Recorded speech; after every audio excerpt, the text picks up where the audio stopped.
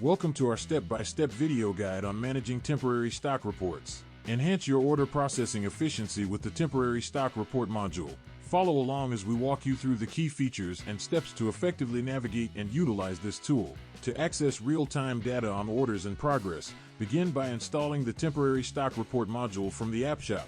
Once installed, navigate to the Reports and Temporary Stock Report tabs for a comprehensive overview.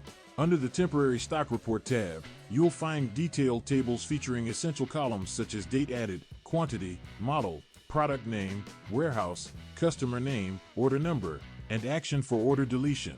Effortlessly export reports to CSV or release temporary stock data by clicking the corresponding buttons. Utilize the quick search feature to find products efficiently. For enhanced usability, customize the display of records per page using the drop-down list. Follow our guide to maximize the potential of the Temporary Stock Report module, streamlining your order management process. Watch, learn, and optimize your workflow today.